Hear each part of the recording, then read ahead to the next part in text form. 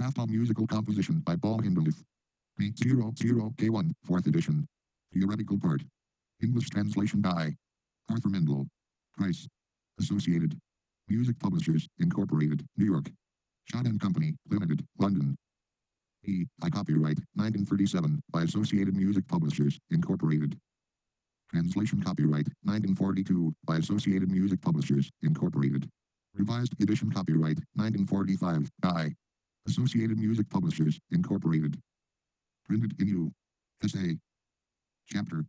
Chapter 2 3 4 5 6 8 9 10 second 12 13. Chapter I 2 3 4 5 6 7 8 9 10 second 12. Contents page. Introductory 1. Second, the medium. 14. General considerations 14. Overtones 15. Nature of the overtone series 17. The triad 22.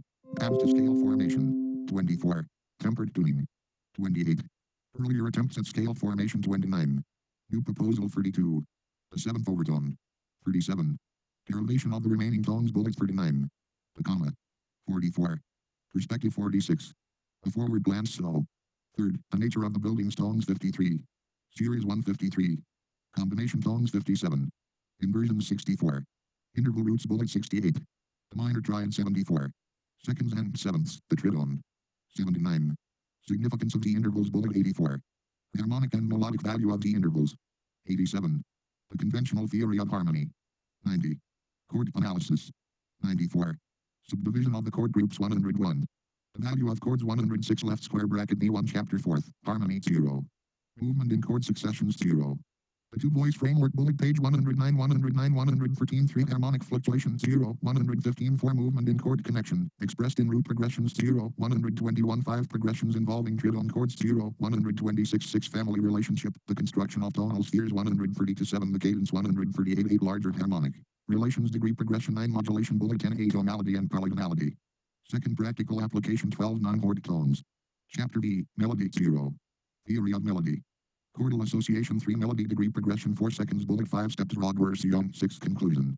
Chapter 6, analyses 140 to 148 150 to 156 164 175 175 178 183 187 area code 193 197202.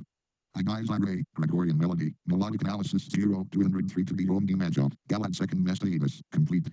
Analysis 204 3 Joe Sobach, 3-part invention in F minor, harmonic. Analysis 207 for Richard Wagner, Tristan Ugnesold, Prelude, harmonic and melodic analysis 210 5 Igor Stravinsky, piano sonata 1924, first movement, harmonic. Analysis 216 6 Arnold Schönberg, Klaverstück, Oppo 33A, harmonic analysis 217 7 Paul Hindemith, Mathis der Maler, Prelude, complete. Analysis 0 220 left square bracket knee right square bracket. Hindemith. The craft of musical composition. Theoretical part I bullet. Chapter I. Introductory. Perhaps some will wonder at my undertaking to write about music, when there are at hand the opinions of so many excellent men who have written learnedly and sufficiently about it, and particularly at my doing so at a time when music has become an almost arbitrary matter, and composers will no longer be bound by laws and rules, but avoid the names of school and law, as they would death itself. Point. Quote. Thus wrote Johann Joseph Fuchs in Tilda he forward to his Gratis ad Parnassum, 1725, the textbook of counterpoint according to whose basic principles the student to this day still learns his craft. Now for us the first decades of the 18th century represent the fullest flowering of the technique of composition. When Fuchs's book was published, his book was 40 years old, and at the summit of his skill and creative power, and the minor masters who were to be found all over Europe exhibited even in works which were by no means heaven-storming a complete technical mastery. But Fuchs, the strict contrapunist, whose field is vocal music, cannot reconcile himself to the shift of the center of the composer's work to the instrumental domain, with all that shift implies for the style of writing.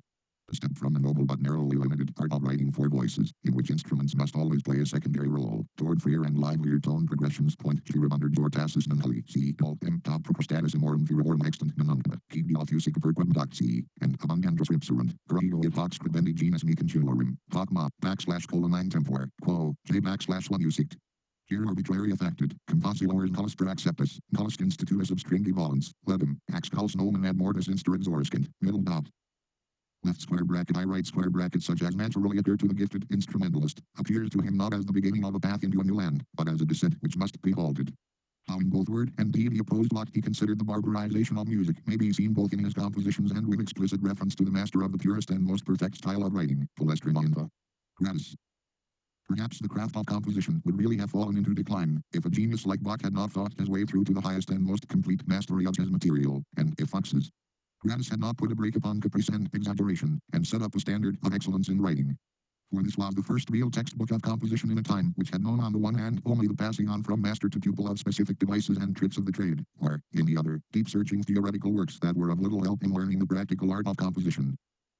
A musician who feels called upon in these times to contribute to the preservation until the transmission of the craft of composition is, like Fox, in the defensive.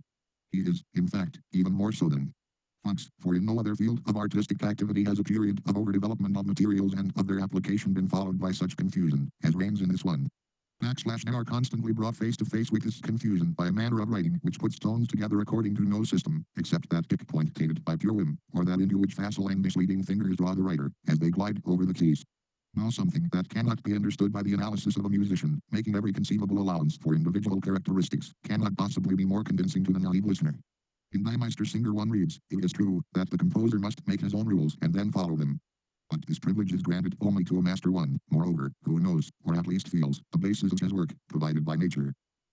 It is not surprising that things have developed, as they have. The discovery, in the last century, of the extreme limits of power and left square bracket dual subtlety in the effect of musical tone extended the boundaries of the tonal domain at the disposal of the composer into hitherto undreamed of distances. New combinations of tones came to be recognized, and new ways of bending a melodic line were discovered. It seemed as if the sun had risen upon a new, glowing, iridescent land, into which our musician discoverers rushed headlong. Blinded by the immense store of materials never used before, deafened by the fantastic novelty of sound, everyone seized without reflection at whatever he felt he could use. At this point instruction failed.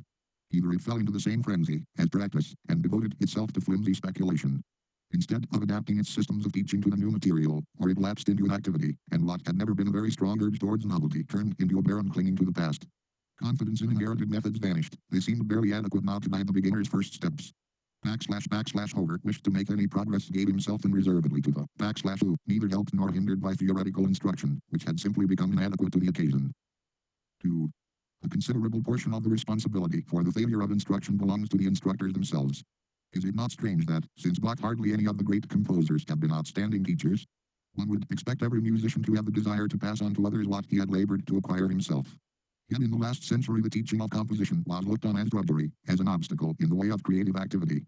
Only rarely did a composer integrate it, as a component part of himself. The feeling of responsibility for future generations of musicians seemed to have become a thing of the past. Not until the last few decades do we again find composers who feel it their duty to educate pupils. These men act in the spirit of the old handicraftsmen, who aimed to hand in their skills intact. In times that boast of an enviable flowering of the craft of composition, great masters can afford to devote themselves exclusively to their own creations, paying no attention left square brackets 3L to those who are to come after them. It is then the task of the teachers, who follow at a distance, to mend into current coin the wealth which the composers have mined. But today, when there is a general lack of skill in the technique of composition, no composer should withdraw from teaching. Point. There are two types of theorists, the teaching composer, and the avowed specialist in teaching musical theory. A gifted composer is not always a good teacher, but his instruction is bound to have a certain creative warmth, even when the composer is of modest gifts, because he is passing on directly what he himself has experienced. This is not true of the usual theory instruction, such as is given in most schools.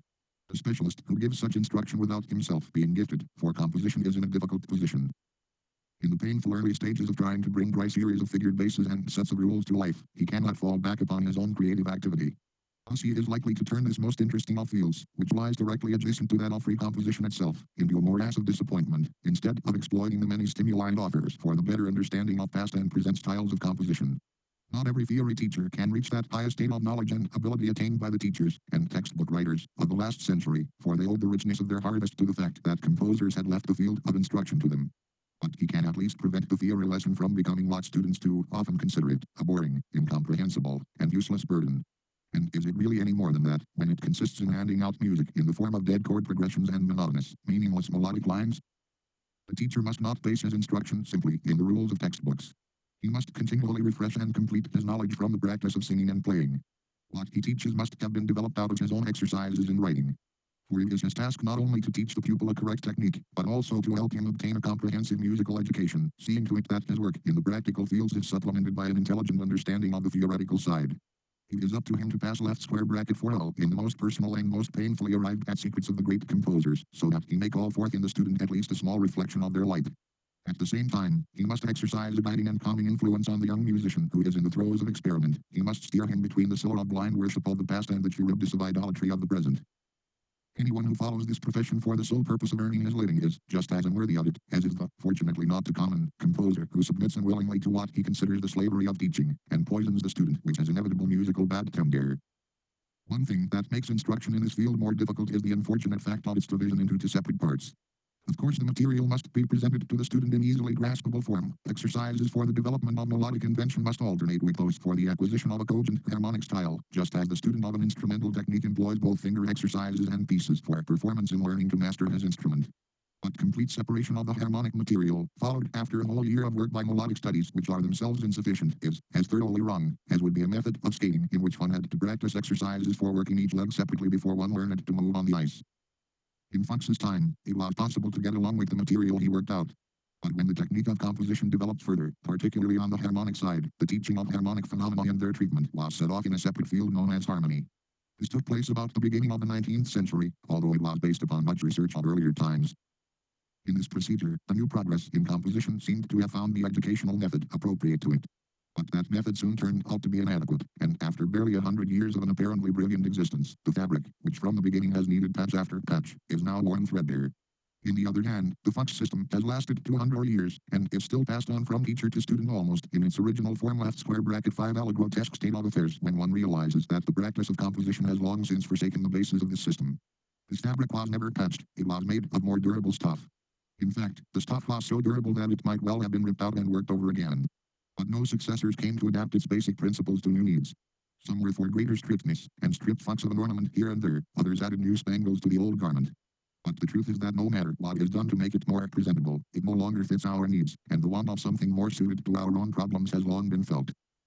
If, then, every music student must go through these two courses of study, adapting himself painfully at first to the one, only to be torn away from it, before he is really used to it and then have to begin all over again on the other, finally to realize that even when he has mastered the new discipline he has acquired no real mastery over his tonal materials, is it any wonder that the idea should arise that a composer should not let himself be disturbed by what he has learned in his theory lessons?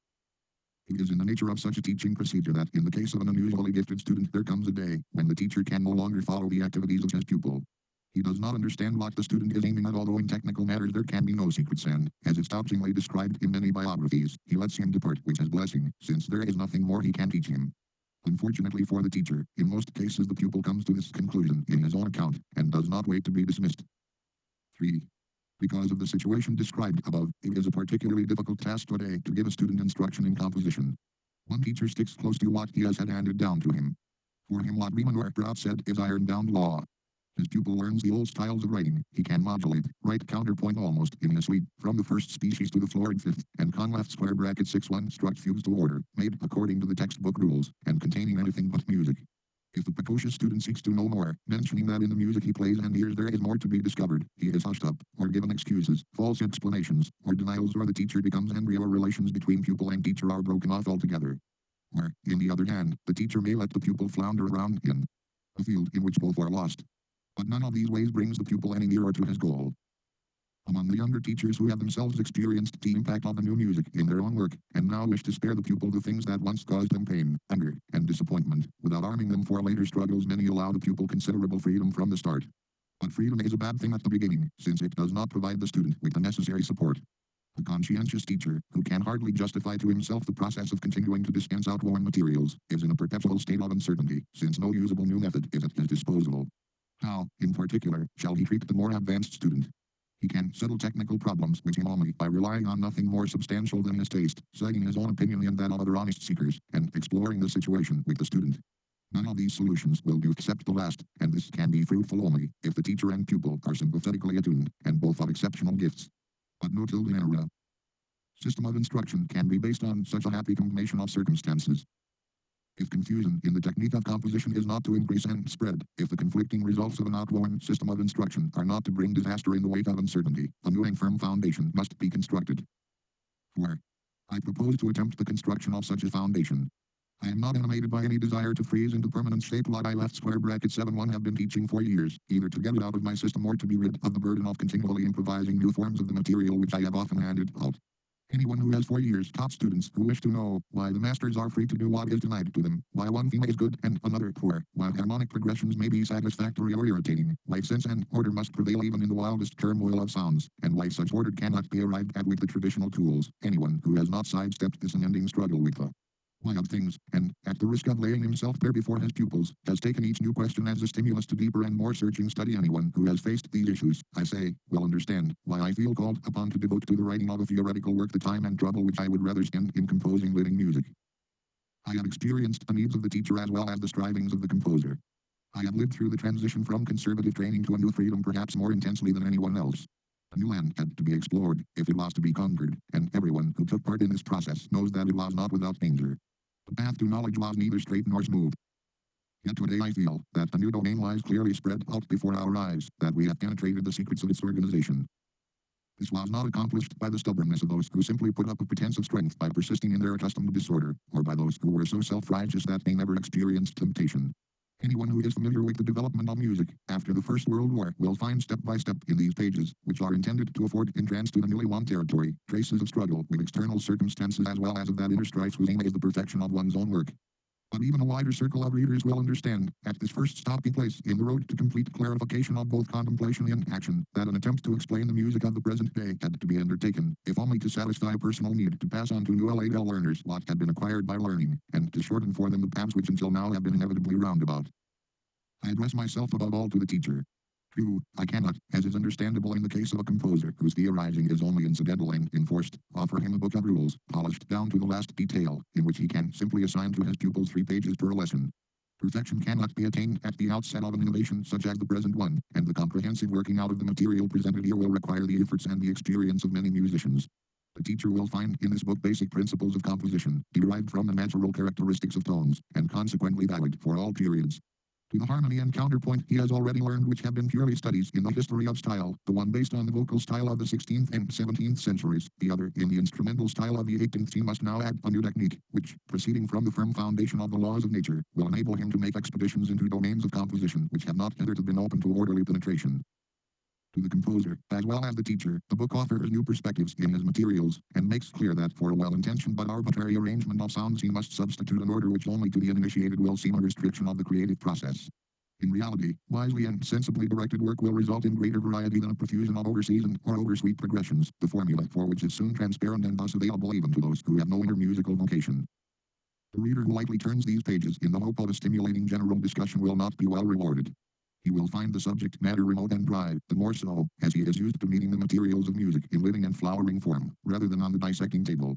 Moreover, he finds more pleasure in the actual sound of music than in reading about it, and thus he may well leave the present accumulation of descriptions of abstract tone successions, practical rules, and musical examples to those who can feel well-nigh the pulse of music beneath the monotonous consideration of its materials.